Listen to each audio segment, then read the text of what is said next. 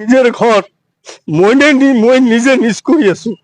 আজি এছামে বহুত পাব সুখ, কাৰণ আজি যিটো ভিডিঅ' আহি আছে আৰু যিজনে বনাইছে তেওঁহে গম পায় তেওঁ অন্তৰত যি লাগিছে দুখ।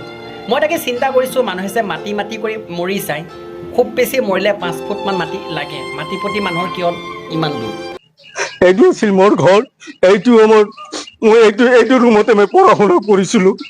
কেতিয়াবা বাতৰি কাকত বজাৰৰ পৰা আনি গৈ এটা ষ্টাডি কৰিছিলো।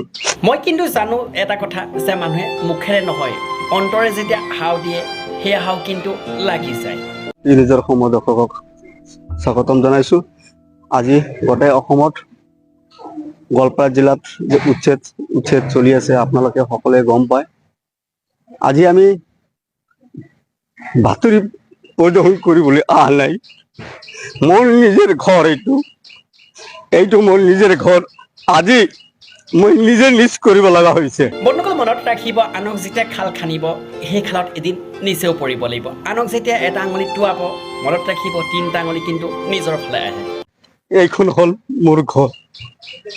চাওক, আজি হিমন্ত বিশ্ব শৰ্মা ডাঙৰীয়া সেই কথাটো অলপ চিন্তা কৰিব লাগিছিল, যে আমাৰ বিদ্যাপাৰা বেতবাৰী অঞ্চলৰ কেনেকুৱা ধৰণৰ চলি আছে।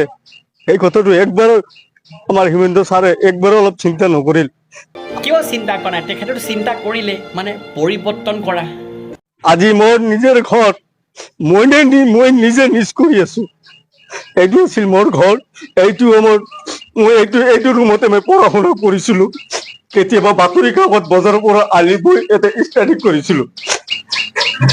আজি 10 মিনিটৰ ভিতৰত মোৰ ঘৰটো চুৰমাৰ কৰি দিব। বন্ধুসকল আপোনালোকে কমেণ্ট কৰাৰ আগত চিন্তা কৰিব, আজি এখেতৰ লগত হৈছে, অহাকালিলৈ আপোনাৰ লগত নহ'ব কি ঠিক।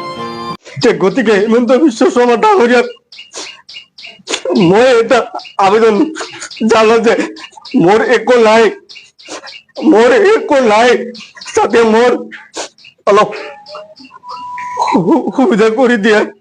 কাৰোবাক যদি আপোনালোকে সুখ দিব নোৱাৰে তেনেহ'লে দুখ দিয়াও চেষ্টা নকৰিব, কাৰণ যিজনক দুখ দিব তেওঁ যদি অন্তৰে হাও দিয়ে সেয়া হাও কিন্তু লাগি যায়।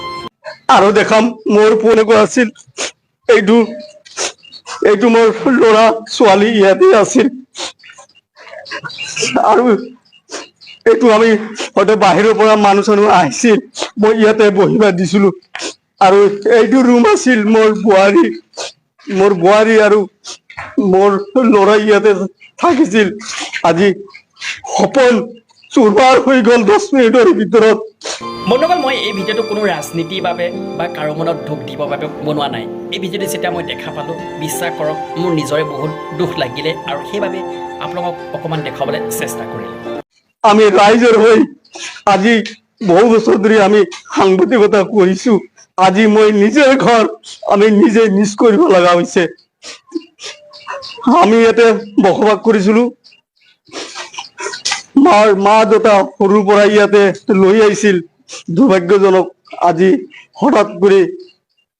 বন্ধুসকল আজি মই আপোনালোকক নকওঁ মোৰ লাইক কৰিবলৈ ভিডিঅ'ত বা কমেণ্ট কৰিবলৈ, খালি এটা কথাই ক'ম, আপোনালোকে পাৰিলে ভিডিঅ'টো শ্বেয়াৰ কৰিব। আৰু আজিলৈ ভিডিঅ' এৰিছোঁ জয় অসম। কিন্তু মনত ৰাখিব, যি যেনেকুৱা কৰিব তেওঁ তেনেকুৱাই ভোগ কৰিব।